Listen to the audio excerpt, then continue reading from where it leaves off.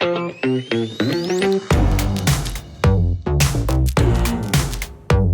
welcome, Lauren. Thank you for joining us in our Everyday People, Everyday Leader videos. It's part of a series to develop skills based on the Everyday People, Everyday Leaders book. So this video today is looking at developing expertise, hence why we've got you as our leading expert on developing expertise. So I just want to thank you for coming today. And you're in the book, as you know. Very exciting. Yeah, and on the chapter on developing expertise, as I've seen firsthand, you are indeed an expert in your craft. I know at this point you're kind of going, no, but we've worked together as head teacher and as deputy. And I saw firsthand your expertise in leading the curriculum, leading English, and you now run your own organisation, Greenfields Education, advising schools and trusts and national bodies in this area. So you must be an expert because I've seen it firsthand. So for you, how important is it to be an expert in your field? I hate to contradict you from the outset, Colin, but I'm not sure anyone's ever really an expert. The Dunning-Kruger effect explores the perception of self-awareness, and it's based on an instance of a gentleman who ran into a bank in America and robbed it at gunpoint, and was somewhat surprised later on that day to be arrested by the police because he'd rubbed his face with lemon juice and believed that made him invisible to the security cameras. The researchers who looked into this explored the notion of self-awareness, and what they found is broadly speaking, we're all terrible at judging our own levels of competency. For the main part, we overestimate our levels of competency. And in fact, within that study, the only group of people who underestimated their expertise were those who were particularly competent in their field. And seemingly, the more that you know, the more you realise that you don't know. So I suggest perhaps no one's really an expert. Brilliant. And I think, it comes back to that sense I often teach people, actually. As soon as you think you know it all, you need to stop and give up, because actually you can potentially become quite dangerous, can't you? Because Absolutely. You think you know it all, and actually you're missing out on that new learning, those new opportunities to develop. So this sense of being an expert, we perhaps will never really achieve it. So some might say, well, should I even bother attempting? But I think it is important, isn't it, for us to want to grow in our knowledge, understanding, and our expertise in a particular area. And one of the things I talk about in the book is expertise being helpful, because it means the people that we're working with, we can't have the wool pulled over our eyes. Perhaps a number of people have been into a situation where they start working somewhere in a new field and they don't know it all, and it's then very easy for members of the team say, oh no, we don't do it like this, we do it like that, and to try and do that. So I mean, have you found any truth in that, or is that another thing which is completely wrong as well? I agree. I think substance is everything. Substance and depth is everything, and it's really easy to spot someone who lacks substance. Yeah. And actually, it's a really hard thing when faced with the situation of leading others and lacking in the expertise needed to do so, to admit that there's deficits in your own knowledge or skills or understanding. Yeah. But my experience tells me that it's the joy of learning together and from and with the community that you're serving that really drives the commitment to and passion that you need to drive your own development and expertise. There is a challenge, isn't there, that if we perceive ourselves to know a lot, we put ourselves in a position where we feel that we have to answer all of the questions. Over time, I think I've learned that no one has all the answers. Yeah, so what we're talking about here is a blend of desire to improve yourself because it'll help you in the job, but tailored with a real humility and understanding your perspective. Absolutely. Yeah. So a long time ago, I read a book by Bear Grylls, and he starts the book by saying, enthusiasm is everything. The most successful person will always be the most enthusiastic person in the room. Yeah. And for those who know me, they will know that I do not lack in enthusiasm. And it's that enthusiasm that can carry any gaps that you have in your knowledge and understanding, because people recognise in you the desire to learn from and with, rather than just impart to. And there's a difference, isn't there, between filling an empty vessel of all the knowledge that we hold, Yeah. and expanding that empty vessel while you fill it, so that they can glean their own sense of knowledge. And that's the true joy of having expertise in a specific subject area. Yeah, absolutely.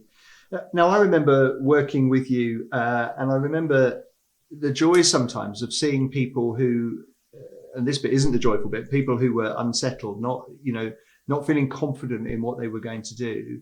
And they'd be explaining, I really don't know how we're going to be able to help this pupil. It all seems to be stacked against. And you being in that meeting with just that calm reassurance of being able to come back, because you had some knowledge, but that experience that you'd reasoned and worked it through, and that you knew actually would kind of work. So why does expertise bring reassurance to those in your care? I think there's two aspects to that. The first is that if you have limited knowledge and expertise, then it's very difficult to see multiple pathways around challenges that you might face. And conversely, if you have a greater level of expertise and experience, then you know two things, don't you? You know that there's always more than one way to skin a cat. Yeah. And that there's lots of different ways that you can negate challenges and overcome potential barriers. But also, you know that having read and understood around the subject that you're leading, that truthfully, the challenges that you face are very unlikely to be the worst challenges ever faced in that field. And therefore, there must be a way to overcome those, even if it doesn't feel like it at the time. Yeah. The other part that expertise gives you, which I think Ant Middleton encapsulates really nicely, he says, always have a plan of which giving up is not a part. Expertise gives you tenacity and it gives you resilience to failure, and it helps you to lead others to the conclusion that success is not an option. It has to be. It has to be an inevitability. And in having a plan that you're never going to give up on, your expertise can lead you to divert around any barriers that you come across. Yeah, and just as I'm listening to you there, it reminds me almost this sense of an adventurer that has been already down a number of paths, through almost like through the woodland, where for other people they can't see the wood for the trees, as the phrase goes, but you've been down a variety of paths, so you know the routes that can be taken, and it's almost a sense of having been there before. Absolutely. You know both the ways that would be good to take this route, but also the pitfalls of various ways, and that's what that expertise brings. And therefore, when you're leading others, that sense of, it's okay, I've been there, I know the routes through this. And with the experience and expertise comes credibility, and those around you have to trust in that, and generating buy-in and engendering a sense that your experience isn't going to lead them down a garden path, it's going to take them to where they want to be. That takes time and it takes trust, and it comes back to what you said earlier about substance. If someone has substance and understanding in the field that they're leading within, whether that's business or education or otherwise, people buy into that substance. And if that substance is demonstrably evidence-led and research-based, and that could be research-based in the form of proven experience, then people will follow you. So you are pushing against an open door. Yeah, absolutely. And so that leads us nicely onto elements in the book where I talk about how you develop that expertise. So it's this sense of knowledge. So you've talked about knowledge could be in reading, it could be but actually, as you say, experience, which is the next stage. And I think there's a blend of the two there, that you gain knowledge, but knowledge just on itself, without rooted in that experience, again, doesn't give you the credibility. But having done that, you've then kind of reasoned it, haven't you? You've worked out which bits are the pure essence that can work well in a number of contexts.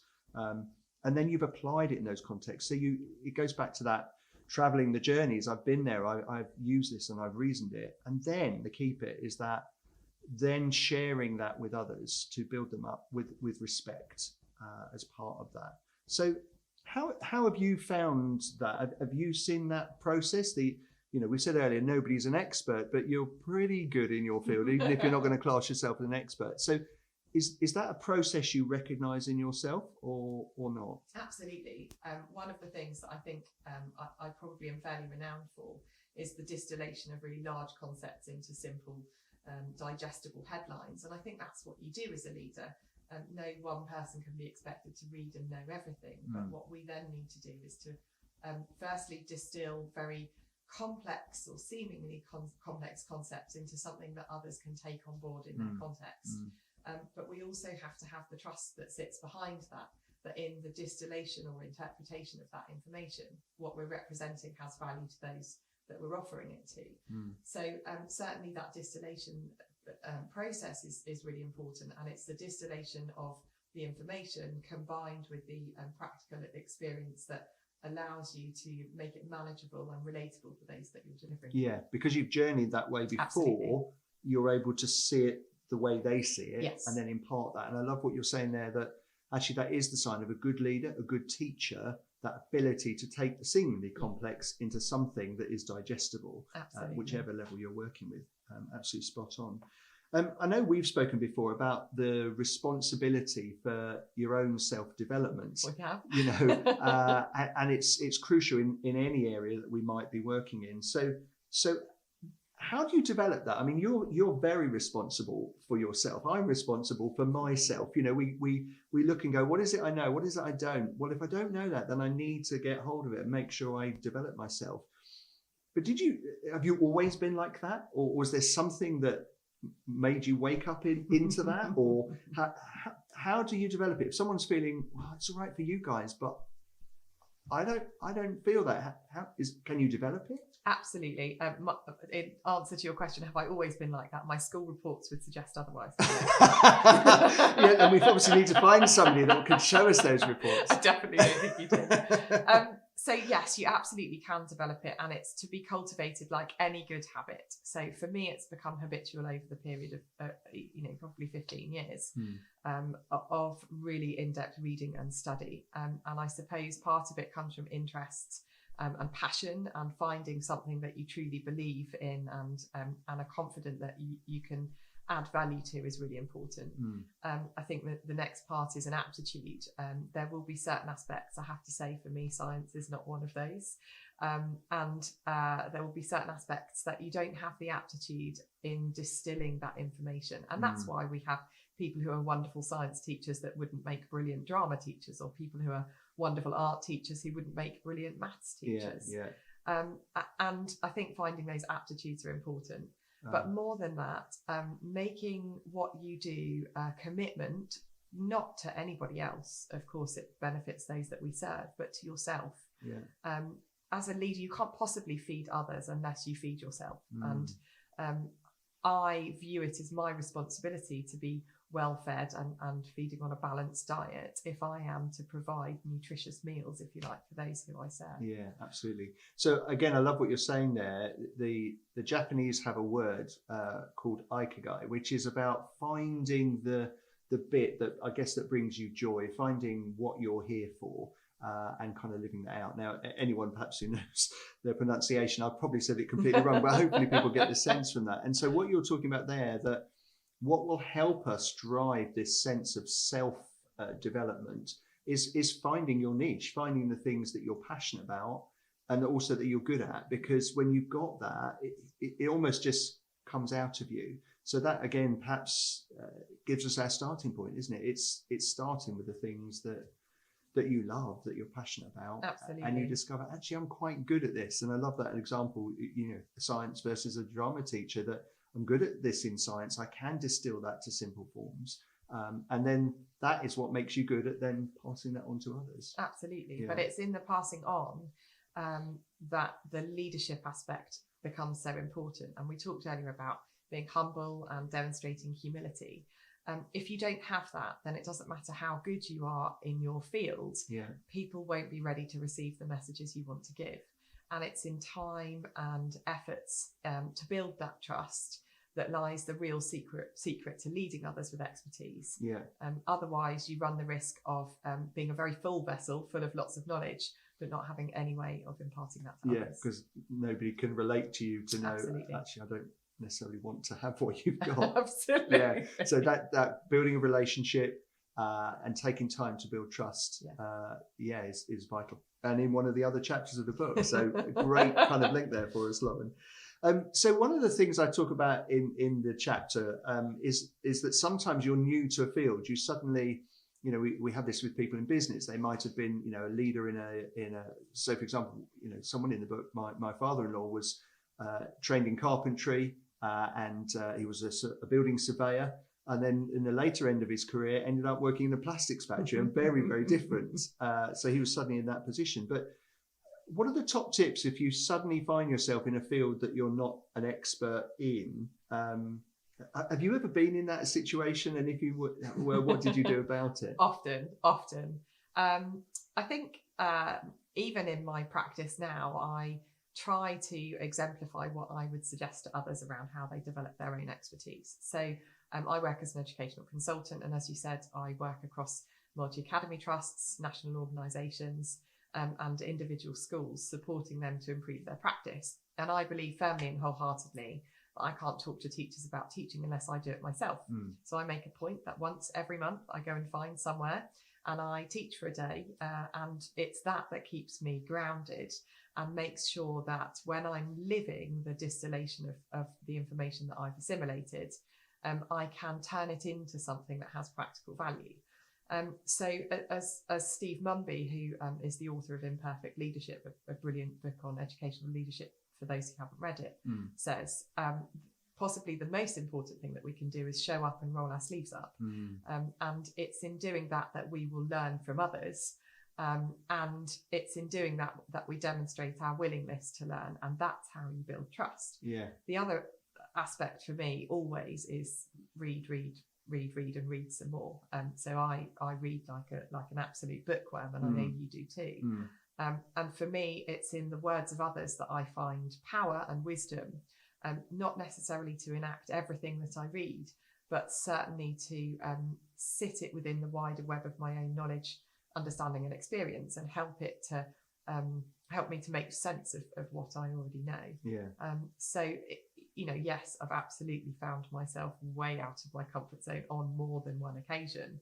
And in finding yourself in that position, it's recognizing the value that you have, being humble about the deficits in your own knowledge, and being committed to rolling your sleeves up and going getting the practical experience that you need to deliver in that field. Yeah.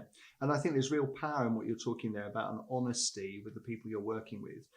Twofold. One, rolling your sleeves up really models that you're walking alongside them. Absolutely. But knowing what you don't know and being honest about that. I mean, people you work with can sniff it out in a second, From can't a mile away. If you are trying to kind of, put across the know-it-all. They know, because they'll ask a few questions, and then they realise you don't know, and then you come across as shallow. And not having that integrity and authenticity. So absolutely crucial part of that, isn't it? It's just saying, I don't know about that, so teach me. Let's find it together. Yeah, and actually empowering people to be the teacher or the leader of you as well models a great thing around leadership. Absolutely. Yeah. And it's how you view yourself. So if you view yourself as having the badge of the expert and sitting at the top of that ladder with everyone below you, then actually you're in a very isolated place where you can have little impact. If as a leader you can assimilate that expertise through knowledge and understanding and lots of reading, you become the ladder and you allow others to grow, and that's the joy. As leaders, we're here to serve. Our culture is one of servitude, and it's in that servitude that we find the ability to create the next layer of leaders and experts, if you want to use that phrase, in their fields. And that's the true joy of leadership in this way. Yeah, absolutely. So sometimes though you can find yourself being an expert, even though we said, perhaps will you ever be an expert? But you find yourself, you do know some stuff. And I use the phrase in the book about holding your sword lightly, that actually you know stuff, but often wielding that without forethought, without compassion in those that you're working with, can be quite dangerous. I mean, what do you think about your sword and how you hold it? I think you said it earlier. Our job is not to walk at the front of the pack, dragging everyone behind us, but to walk a little of the journey with people to empower them to continue that journey on their own. Holding your sword lightly is really important. And I often hear people talk about how they have been into school and done things to leaders and done things to teachers. And it makes me feel slightly anxious, because actually it's a symbiotic process where everything that I do, I learn from those, even if I'm there in the role as a teacher. So in terms of holding your sword lightly, I guess it comes back to being humble and to recognizing that our job is not to bring everybody to where we are, but to help them along the way on their journey. Otherwise, we'd have a country full of Collins and Laurens, which of course some would say would be marvellous, but I others think might say would be terrible. I think the root of what you're saying is it's about recognizing them for who they are, what they bring, and encouraging them in that. So and doing it in a way that's the best. So actually, for some people, it isn't about pouring out the knowledge, is it? It's about just allowing them to make those mistakes and gently guiding. For others, it is about sharing the knowledge and getting them to kind of follow it through. So it's finding that best way for them. So on that note, how have you found is the best way to kind of lift others up and share your expertise? What have you discovered? So there's nothing more powerful than allowing people to demonstrate their own growth. And it's in professional growth that we find value and feel invested in. And truthfully, while our paychecks at the end of the month might demonstrate some of our value to an organisation, our greater value and the greater sense of fulfilment and value that we get comes from what we can offer back, what we can inject back into the organisations that we serve. So a really powerful tool is to teach a little and apply a little and learn a little and then share a little. And it's in that sharing that learning becomes powerful, because you're creating the ripple, and then you start again and you learn a little and you teach a little and you practice a little and you share a little. And it's that growth process that makes people feel valued and invested in, and it gives them the enthusiasm and commitment that they need to go forwards and learn a little more. But it also helps them to reflect for themselves about their why. Why are they undertaking this professional self-study or this area of development? And it becomes a self-fulfilling prophecy. Yeah. So what you're talking about really there is that building relationship and that apprenticing Absolutely. somebody, and it's that little bit often that filling things by, I talk about filling the bath by the dripping tap, that little bit, and modeling it to them, working alongside, being the most powerful way of doing that. Yeah, great. Because the ultimate outcome is we want to help them become better. Absolutely. So it's finding the best tool for that. So our time has flown by. It's been fantastic sharing it with you. But so we come to the bit in the video where I just ask, what is your top tip then in terms of developing expertise? Do you have a top tip? Beyond read. Okay. I suppose my biggest top tip is about how we view ourselves as learners. And for me, every time I realise I don't know something, I celebrate that as an opportunity to add value to my learning rather than denigrate myself for the fact that I don't know it. And I think if we can reframe our knowledge and thinking about ourselves and celebrate what we don't know as an opportunity to learn more, then that gives us everything that we need in terms of energy and commitment to move forwards positively. Brilliant. Lauren, thank you for your time today. Absolute it's pleasure. Been, obviously, I've known you for a number of years, but it's great for those watching this video to discover more about you from having read the book, meet you in person and hear some of that sharing of that expertise that you've got. So thank you for joining us today for our video on developing expertise. Thank you for having me. It's a joy to be